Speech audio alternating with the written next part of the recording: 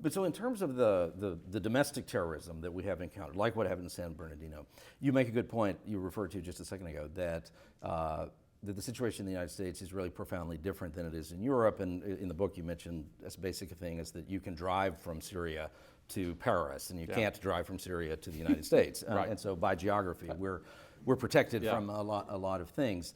But what we're not protected from is this idea of people within the society who become radicalized. But is the fact that there has been relatively little of this kind of activity, even though it feels like we're quite vulnerable to it. Yeah. I mean, all of us have had the sense of at a football game or something to look around and say, wow, it would be really easy actually for somebody to do something really terrible in this place.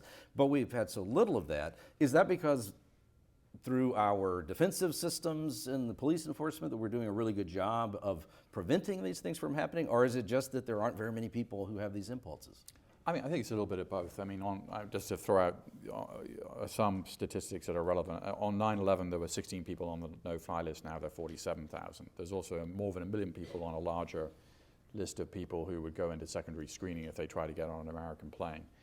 Our defensive measures are pretty good. I mean, but the reason that this is a problem, admittedly a low level but persistent problem, is we're pretty good about.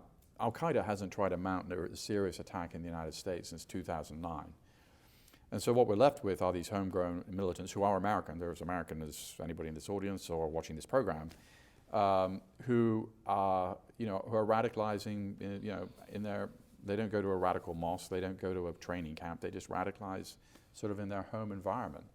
And there is a Israeli counterterrorism expert called Gabriel Wyman, who came up with an interesting term. We talk about lone wolves, and these are people who are not attached to a formal terrorist organization. But today, the lone wolf is part of a virtual pack, because once you get online and you start imbibing ISIS propaganda and maybe direct messaging with people in ISIS in Syria and in Turkey, you can be online with hundreds of people around the world who exactly share your views, who are constantly saying, yes, you're absolutely right, ISIS is creating the Islamic utopia, and who kind of encourage you.